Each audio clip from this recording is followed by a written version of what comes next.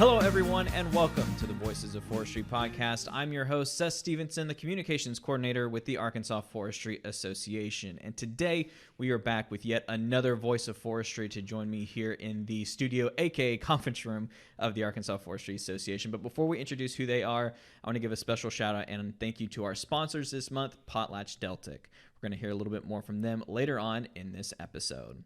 But for now, let me introduce my guest, Ahslee Cribb. She is the Vice President of Wood Products with PotlatchDeltic. She joins us today to discuss sawmills. So, Ahslee, thank you for joining me. Well, Seth, thank you for having me here today. It's great to meet you and great to be here in person. Absolutely. So. And to be honest, when we were talking, I wasn't expecting you to come all the way to Arkansas because you're not an Arkansas native, but we appreciate you making the journey. We were able to kind of match up our schedules pretty good. That's right. I'm a Georgia native, but I live in Spokane, Washington right now. Awesome. Yeah. Well, Ahslee, I tell you what, before we get going into our actual topic this month, if you could just provide the folks, we like to start with kind of a background of who our guest is, especially if they're new. So can you just tell the people who you are and how you got to be where you are today? Sure. So as I mentioned, I grew up in Georgia, and I eventually went to work in 2008 for Georgia Pacific in their wood products division in the chemicals business. And in that role, we were manufacturing wood adhesives that go into things like plywood and LVL and OSB and MDF. And I stayed with them until about 2016. And then in 2017, I went to work for Roseburg Forest Products, and I relocated to Oregon. And that was my first time working in the lumber area. And in 2021, I came to work for PotlatchDeltic as their VP of Wood Products. And I have responsibility for 6 lumber mills and 1 plywood mill.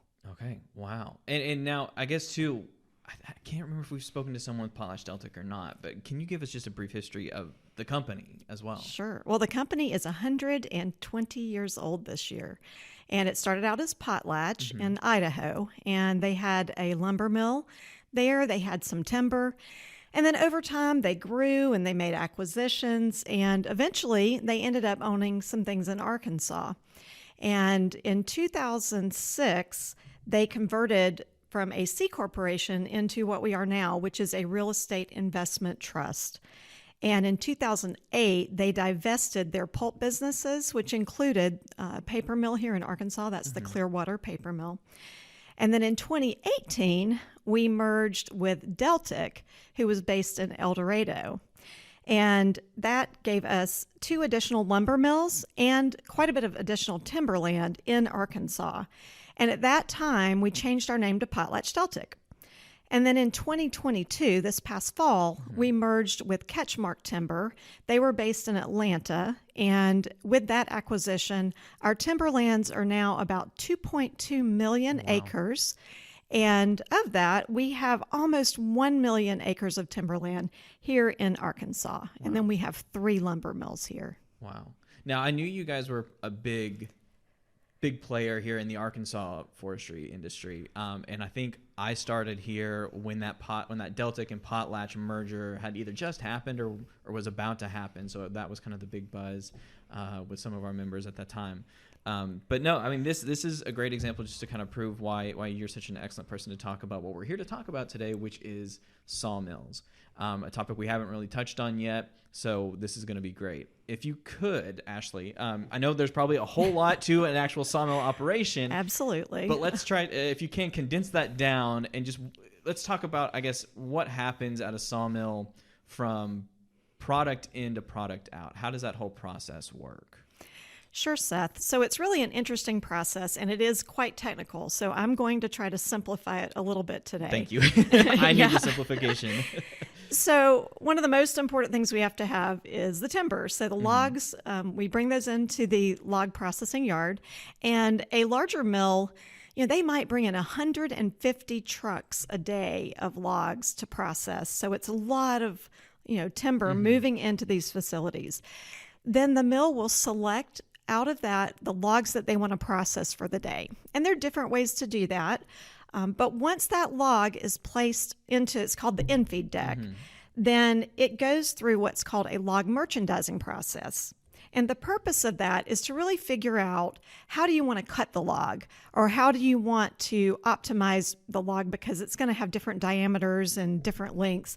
Now, our Arkansas mills, the ones there in Ola, Waldo, and Warren, we buy tree length logs, and then we remove the bark with a debarker, and then the logs are scanned to figure out the length and diameter, and then we're going to cut them, or we call it bucking, to find out. We'll cut them into shorter segments so they can actually be processed through the mill. And then we want to also look at, how do we get the most value out of that log and really get the most, we call it recovery. And recovery is a measurement of how much of the log actually gets turned into lumber. And then after that log is merchandised into these segments, we scan it again. And what we're doing there is we're looking for shape and defects. And then the goal is to convert as much of that log into lumber. So we have very sophisticated software that will provide an optimized sawing solution for every log. And in most mills, the wood that we're not able to convert into lumber is actually going to become a chip or a residual. And sometimes you'll see those driving along the road, and they're being sold to other, to like a pulp mill or to other wood product manufacturing facilities. Okay. So that's kind of the first part of it.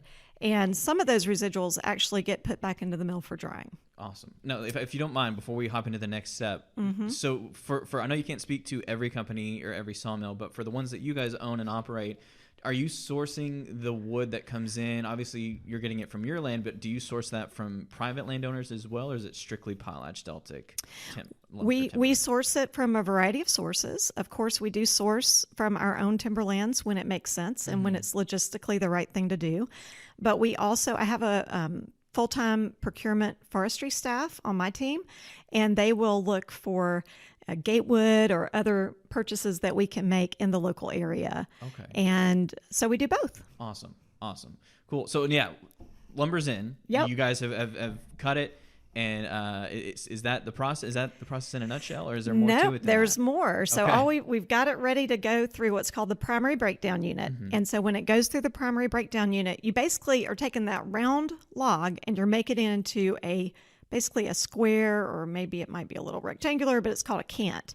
So that first step just kind of chips away kind of the excess wood to make it more square than round. And then after that, it goes through more saws. And remember I told you it gets optimized. There's a solution. So then in these next set of saws, it actually will cut these rough boards matching that solution that software came up with. Okay. Yeah. And then once you get the rough boards, they're still green, so they have to, they get trimmed so they're the right size, and then they go into a sorter and they get stacked. And it's a batch process, right? So once it gets out of the sawmill, we have to put it in the kilns. And the kilns, there's different kinds of kilns, but that's where we heat the wood and we dry it so that it's ready to get planed. Okay. And then after planing, that's when we make it smooth and get it just the right size that everybody wants. And it gets sorted again. We package it up into the nice bundles that you'll see, and then we get ready to ship it. Okay. All right. Just a super simple process, lumber in, run it through all these machines. Very easy simple. And simple, right? Okay. Well, that's great. So you said that you're using sophisticated software to come up with these solutions. How that obviously could not have been the case, 30, 40, 50 years ago, because this is, again, by no means a new way of doing things or of cutting timber. So how has technology changed from 30, 40, 50 years ago to today? What are some of the key differences now? Sure.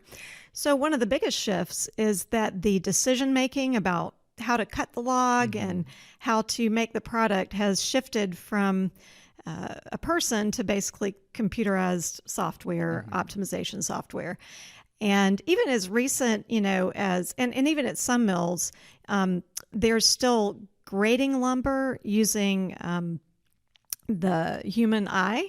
But in our mills, we have automated grading systems, and those are high performance cameras that can grade that lumber faster than any human eye. So that's a very big change. And some of those grading systems have even incorporated artificial intelligence. So you end up with an even better solution, an even better product for the customer. And I think, too, real quick, that we should probably touch on this grading process for a second, if you don't mind. This is a very important step, because how the timber is coming into the mill could drastically affect the final product, correct? Yes, that's right. There's natural defects that come in logs. So, where you have knots, or where you have what's called wane, or different other kinds of defects that are in the lumber after it's been sawn. And historically, there were lumber graders that they were highly certified. They were a very special set of sawmillers that know how to grade and visually look at that lumber. As the software has come into play, we still have graders at the mill that make sure that it's still working properly. And then we are actually certified by a third-party grading company, a grading agency like the Southern Pine Inspection Bureau. And then we make sure we're having that it meets all the requirements for that grade. Okay. All right. Awesome. And so you guys still, this is, again, probably a dumb question, but I'm going to ask it anyways. With all the sophisticated technology that you guys still have warm bodies in the facility, still doing things, still grading a little bit. So I guess let's kind of talk about that. What are some of the employees that you guys, specifically PotlatchDeltic, since that's where your experience lies, what's some of the types of employees that you're looking for to bring in to help work some of these again, super simple things at the sawmill? It's a lot more sophisticated than most people realize. There's a lot of technology. And, there's been automation throughout the mill to try to put less demand on the workers. So it's still a very physical operation, but if you think about the past, it was a lot more physical. And now the advances in sawmilling, mean that we need team members who are interested in working with the technology. It's a high-paced environment. We want the team members to understand the process. They have to interact with the machines. They have to understand how things work together. What you do at the beginning of the process heavily influences what comes at the end of the process. And it's much more about understanding how things work together and using those mental skills than necessarily using physical skills. I was at one of our mills and met one of our newer operators. I think he'd been there about 3 weeks, and he was sitting in one of the control booths. And I asked him about what he was doing and if he liked his job. And he said, in my spare time, my hobby is mixing music. And this is kind of like that. I'm getting to kind of get how everything works together. And I'd never thought of that. And I thought that was a pretty cool way. So we need people who are willing to engage with that technology and enjoy it. That I've never heard of it being described like that. But I understand it in a sense, because, even just walking through, there's so many noises and so many things happening, but they all are working together in this weird harmony to create this product that you guys absolutely. And another thing that is critical is that our team members that they work safely. There's a really high expectation around safety. Even with all of the automation and getting people to have less hands on the lumber, there's still a lot going on in these facilities. So we provide a lot of training and resources for our team to make sure that they know how to operate safe and that we're compliant and that we're doing the right things we need to do. And then we also have a need for skilled trade positions. We need millwrights, we need electricians, we need people that are skilled in process control. And those are all critical because this equipment has a high level of you have to care for it, just like your car. Anything you deal with, you've got to put the time into it so that it runs efficiently and that it runs without breaking down. Because, even the smallest breakdown, I'm assuming for you guys, could be pretty devastating on the whole process. You're talking about working in harmony with each other. If there's a little hiccup, that's going to affect everything else down the line. Yeah, it absolutely can. You do have, a little bit of division between the sawmill, the kilns, and the planer. But if your sawmill goes down, you won't be down very long before you don't have enough wood to put in the kiln, and so on. Or if your planer goes down, you don't have enough wood to ship. So you do have to really take care of that equipment. Okay. All right. Well, Ahslee, I tell you what, we're going to take a quick pause right here, and we're going to hear a little bit more from our sponsors this month, PotlatchDeltic.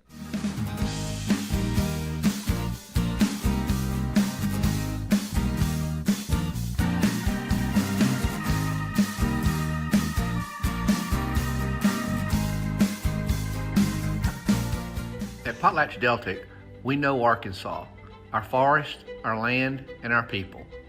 We are here in Arkansas every day, sustainably managing timberland, producing lumber, developing Chenal properties, neighborhoods, and selling recreational real estate. If you're interested in having a place of your own for hunting, hiking, fishing, or just relaxing, visit our website at PotlatchDelticLandSales.com.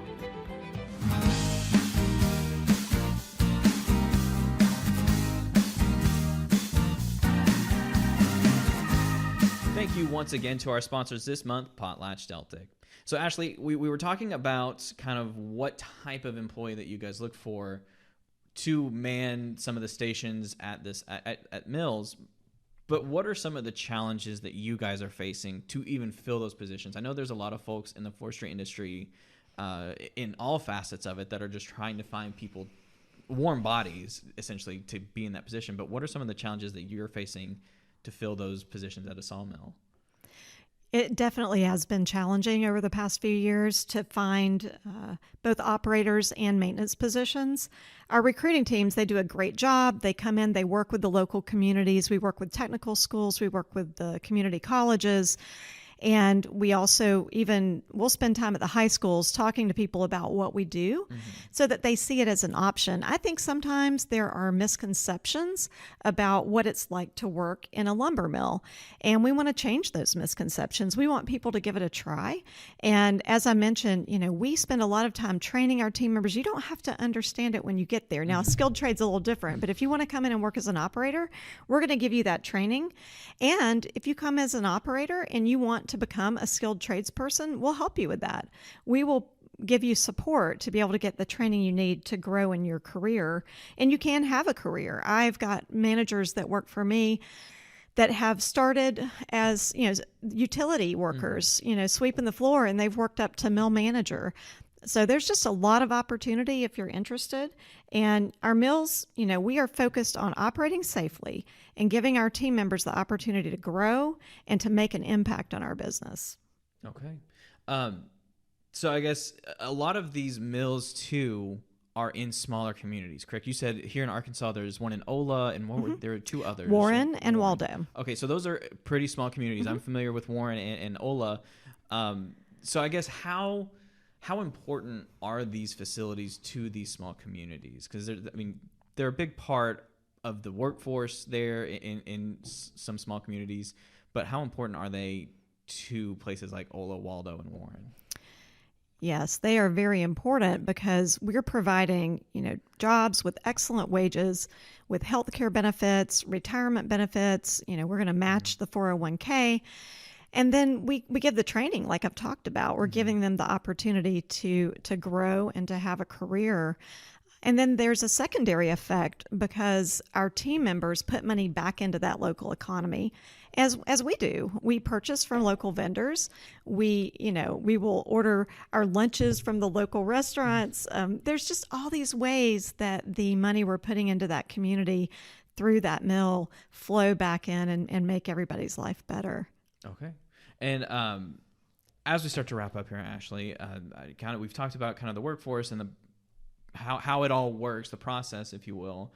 But what exactly, when we're talking about sawmills, what exactly are some of the products that we're talking about that we as consumers use every day?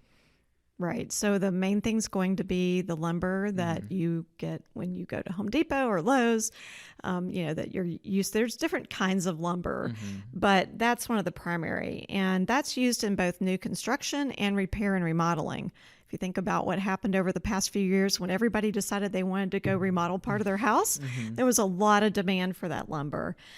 Some of that lumber gets treated and it goes into products like decking or railroad ties, but we also, I mentioned earlier that we produce these wood residuals. And those are important because they go back into paper mills producing household products like tissue and toilet paper.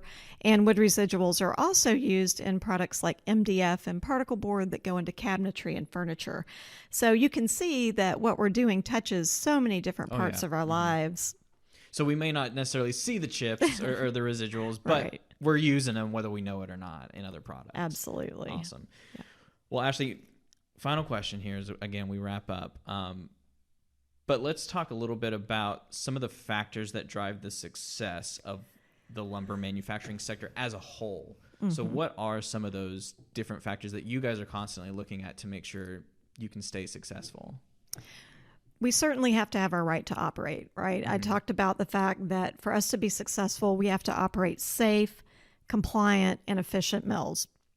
And that's how we stay relevant and we're able to have that right. And we have to have team members to operate the mills. So we need to have people that want to come work at the mills and learn and grow. But there's also something really important is we've got to have access to timberlands. And without the logs, we cannot produce the lumber. So we need a consistent supply of wood for our mills. And going hand in hand with that is we've got to have transportation. We've got to have people who want to go out and log those trees, who are willing to haul it from the log decks to the plants. We've got to have people who are willing to drive the trucks.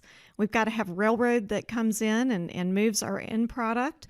So all of that is so critical to being able to be successful with a lumber mill. And I think transportation is something that people may not necessarily think about, you know, when thinking about creating lumber and getting them from from the forest to the mill. Is there's a whole lot that goes along with just the transportation of the dang thing.